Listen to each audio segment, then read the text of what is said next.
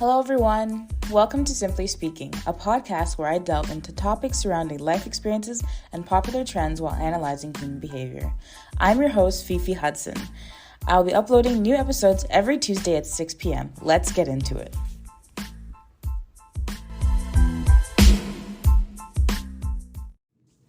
Hello everybody. So we're going to be talking about surviving university. Something that I just did last year. I just completed that.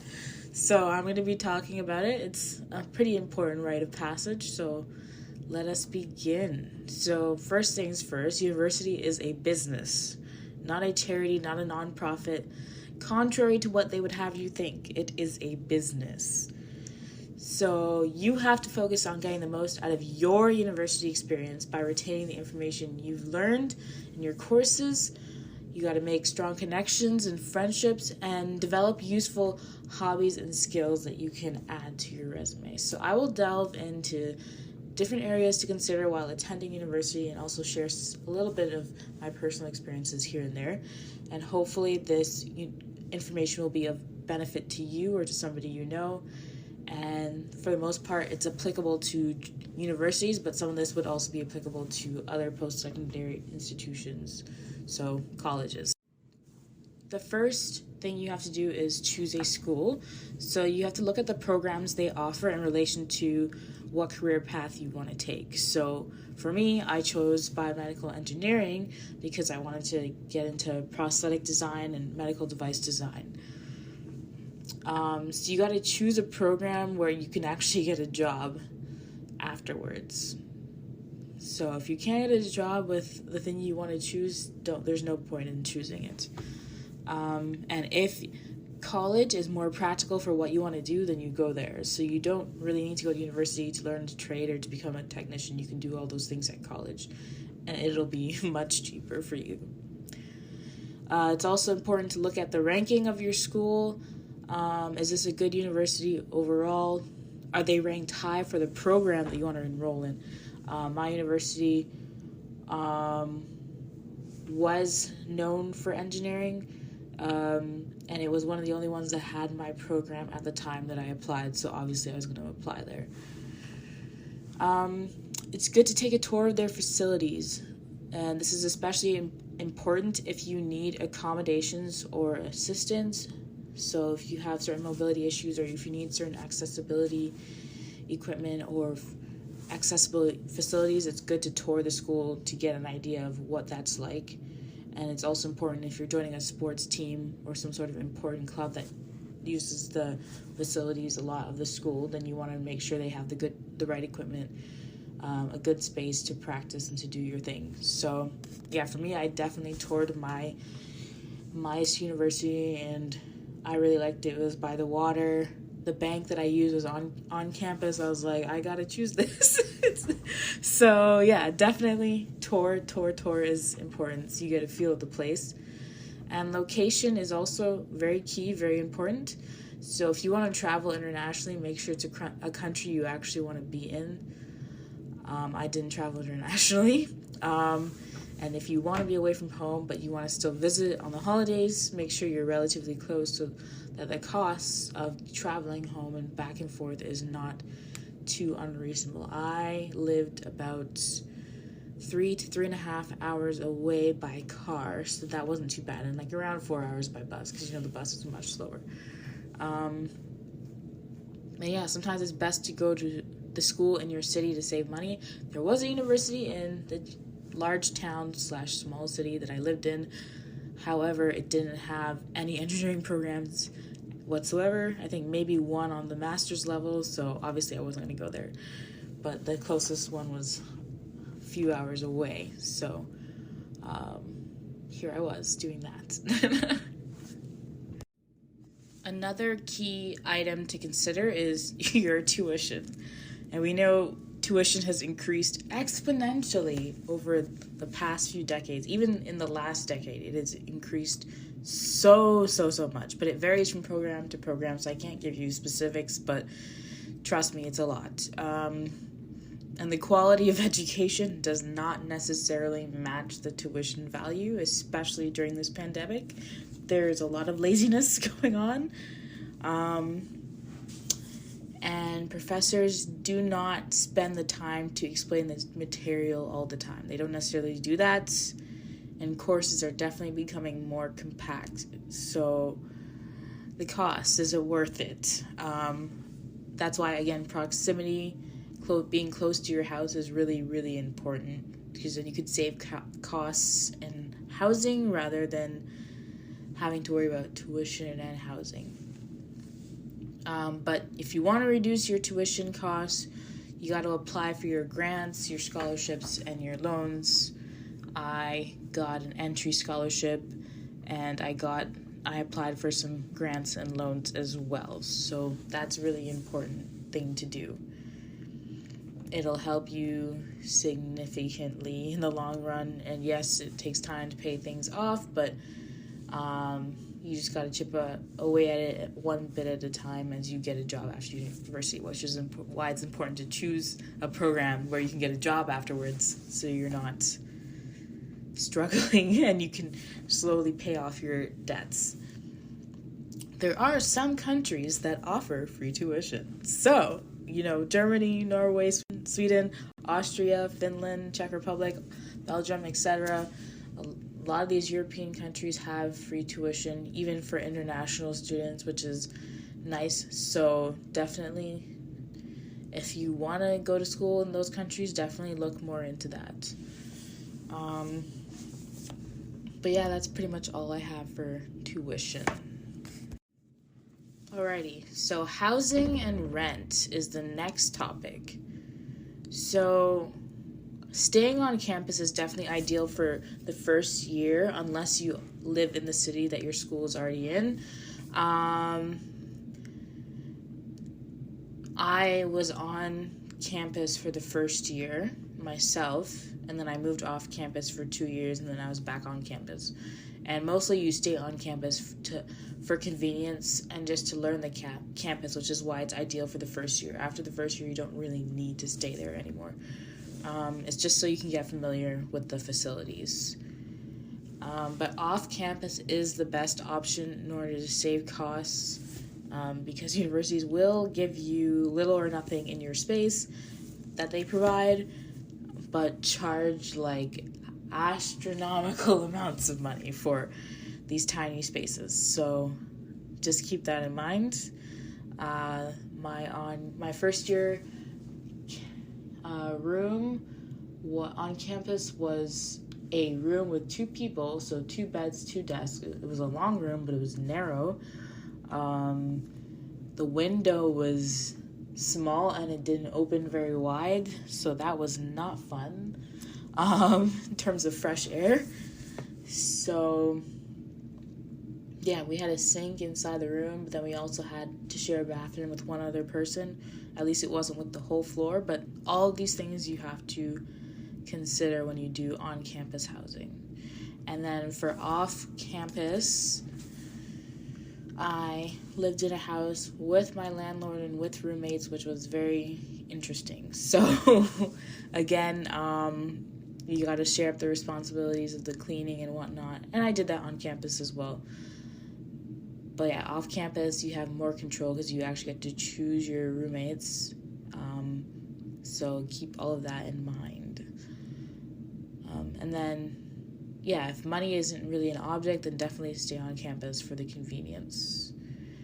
And it's important to tour the facilities before you sign any leases. So go view the apartments before you want to sign anything, including the ones on campus, so you get an idea of what it looks like and what you're paying for. Because I've gone on tours and it was pretty horrific what I walked into. It wasn't at all what the photos were showing. There's a lot of fake photos, a lot of doctored photos on the internet in the ads that they have for apartments. So definitely keep that in mind. To find listings, you can go on Facebook groups or visit off-campus student housing websites. There's a ton of those, I'm sure, at least in the major cities. Different apartment websites, housing websites, and look for listings or student listings as well. You can also, by word of mouth, talk to different friends and people who are willing to give up their lease, it's good to make friends with upper year students, because if they're giving up their leases, then you can take their place. And yeah, that's pretty much it for housing and rents. So our professors is the next key subject that I wanted to address. So these are the individuals who are obviously teaching you. They'll write textbooks sometimes for money. Sometimes they'll promote certain textbooks and they get paid for it. And overall, they get paid a ridiculous amount of money. Where I live, anyone who works in the public sector who makes over $100,000 a year has to disclose their pay.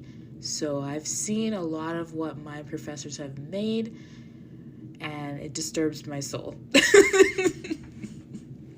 It disturbs me to the core of my being. And that's what I'm going to say about that. But it's important to study these individuals and find out what is it that they actually want from you when you take their classes. And you just got to follow their requests to the T. Whatever they ask you to do, just do it so you can get that A and move on. But it's important to really learn and understand the material for yourself, which I will get into. Attending office hours or emailing them to set up an appointment is important if you need that extra help.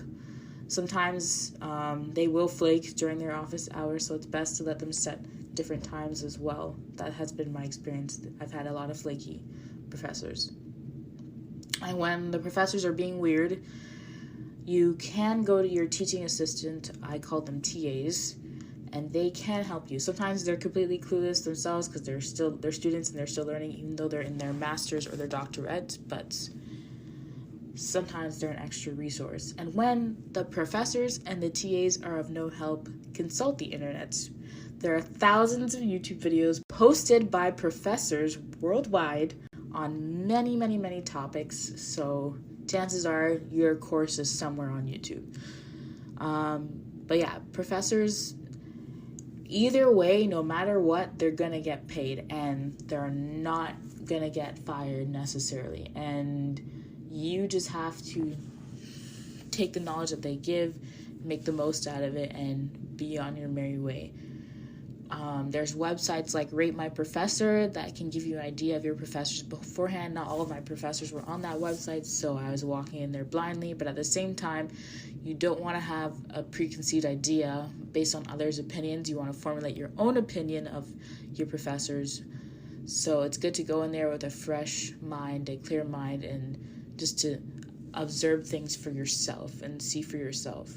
But if there's a professor that you heard about that is really, really good and everybody says they're really, really good, obviously try to get into their class so that your life is easier. But yeah, that's pretty much it on professors. So now we're going to get into the meat of things, which is your learning and your coursework. So these days, coursework is definitely really, really, really, really condensed. So it's important to skim your textbook before and after class. Don't take word for word notes in the lectures. Just try to get down the key highlights or key points and then consult the textbook for details. Use multiple textbooks if you have to. And I guess, again, like online resources are usually quite helpful. Online school is a big joke. It's a huge joke, actually. It is not effective at all. It is very hard to pay attention in online school, so you have to have that self-discipline for sure. But yeah, if a class, especially an online class, is of no help to you and you learn better by reading your textbook, just read your textbook and do your thing. Because, like I said, online school is a joke. It's a huge joke, and a lot of people cannot learn that way. They need to be in the class, physically seeing, touching, tasting, smelling, whatever it is that they're learning. You know what I mean? They need to be in the presence of the person who's teaching them. They need to be physically in the lab. Like, online school just doesn't work for a lot of people, myself included. So the last year was something else. The last year and a half was something else. Get an agenda or planner or calendar to schedule your work and how much time you're going to give to each task should be included in that book, on the agenda, planner, calendar, whatever. You got to prioritize what is actually due first and give special attention to the stuff that is worth the most in your course. So for example, my exams were worth 50% or more of my final grade. So obviously I'm going to give my attention to my exams the most, as best as I can. And it's a bit hard because the exams are obviously at the end of the semester. So I would have to make sure I understand the material throughout the semester so that towards the end, it's just a matter of refreshing what I've learned over the semester and it's not overwhelming. Because when you leave it all to the end, that's when you freak out, and that has happened to me before. You just got to give into studying and like give yourself to it and really put in the effort there. If it's a paper that you have to write, give yourself to that paper. That paper is your Bible for the next month or however long it's going to take you to write that paper. But whatever it is that is worth the most, that's what you got to prioritize and give the most attention to. Exercise self-discipline. What does that look like? Do not go out and party all the time when you should be studying or doing your work. I know someone who did this. This was not me, by the way, whether you believe me or not, but I was not a party person. That was not me. But I know someone who did this, and she suffered majorly one year. She suffered so badly. Don't do this. Have some self-discipline and study. Focus on studying. Get enough sleep. Don't stay up unless it's for schoolwork. I was so tired because I stayed up so much. And I fell asleep a lot in class. My eyes were just shut of their own will. Not my will, but their own will. And I put a stop to the staying up late in my final years. And by staying up late, I mean past 12 o'clock. Because sometimes it's hard to go to bed before. But yeah, by 11, 12, I was in bed in my final years. I was not playing no games where that was concerned. So sleep is important because you won't be able to focus. Your eyes won't even be able to stay open. So sleep. Go to sleep. Exercising and eating right. If you want a clear head, exercise. If you want to relieve stress, exercise. I did not do this, which is why I struggled and why my stress levels and my discomfort was at an all-time high throughout university. Do not reward yourself with food. Again, the discipline, the self-discipline. Don't be like, oh, I did really well on my test. Let me go get this pizza. Let me go get this candy. Let me go get whatever. Don't do that. It's not going to help you at all. It's not beneficial to you at all. Eating right and exercising is so important for your mental and physical health. Consult your dietitians, nutritionists, doctors, naturopaths to help you with this. Go to a gym. Go join a sports team. Do whatever you got to do. If you have to go for walks, go for walks. But whatever you can do to get outside, to exercise, do it. To eat right, do it. Start small, work your way up. If you haven't been drinking water, start drinking water.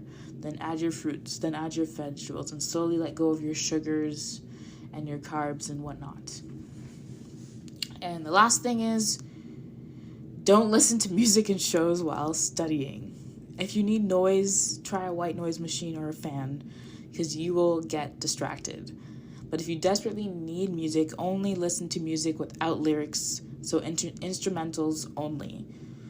Just eliminate your distractions. It's very important. Self-discipline is so important when dealing with coursework. And just take things one day at a time.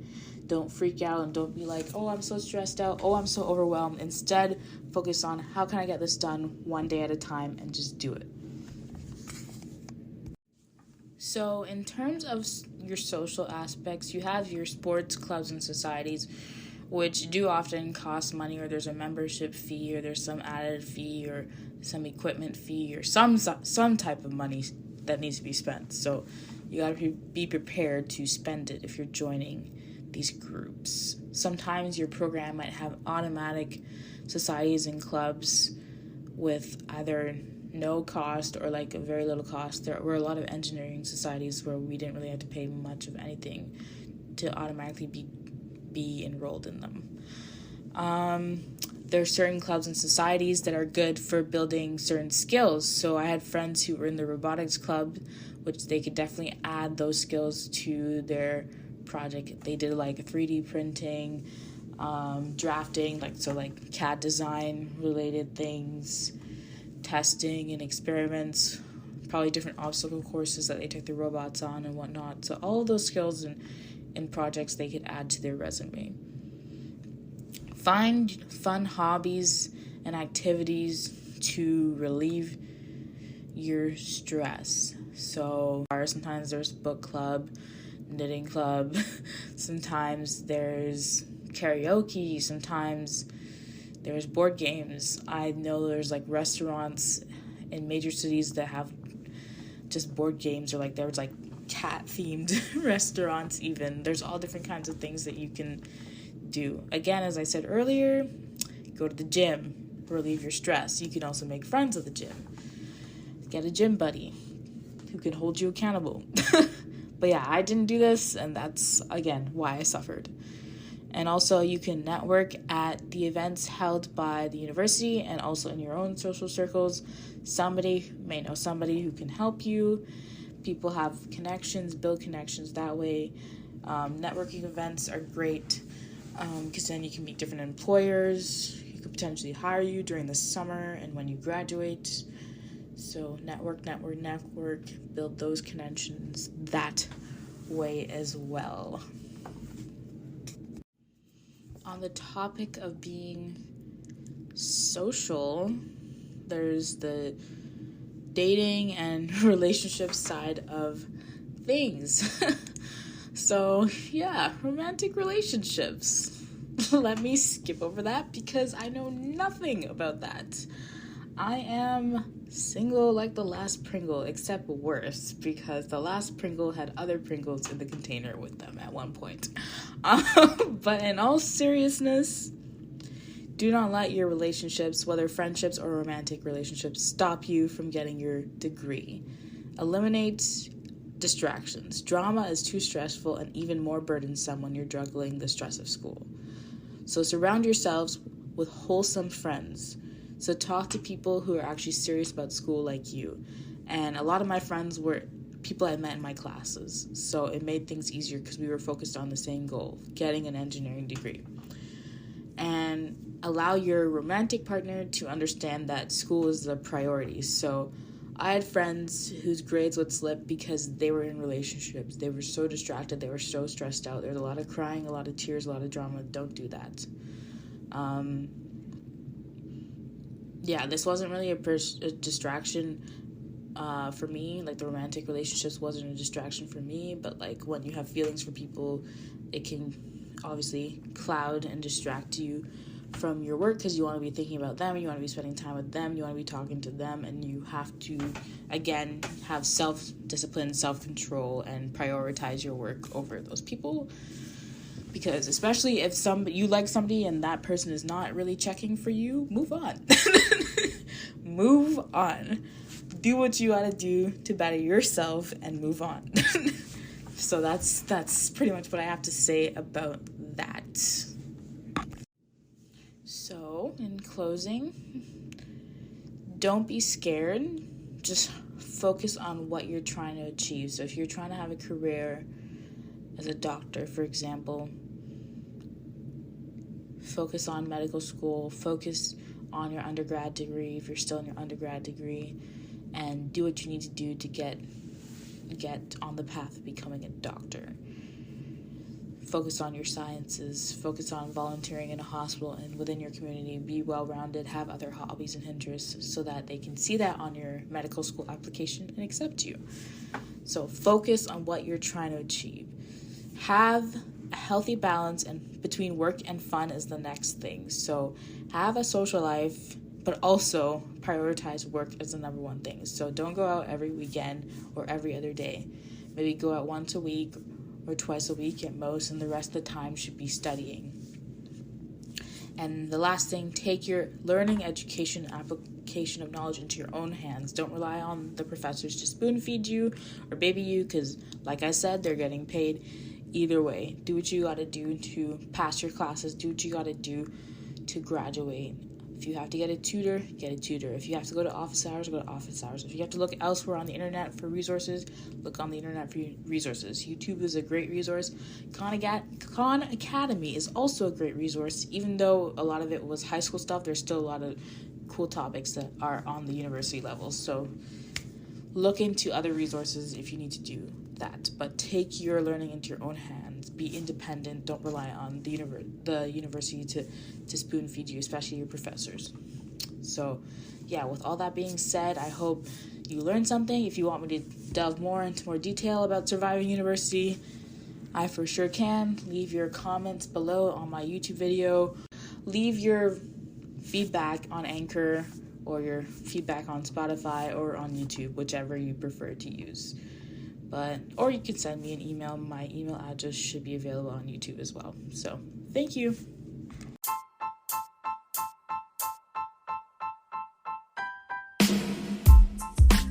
This ends another episode of Simply Speaking. I'm your host, Fifi Hudson.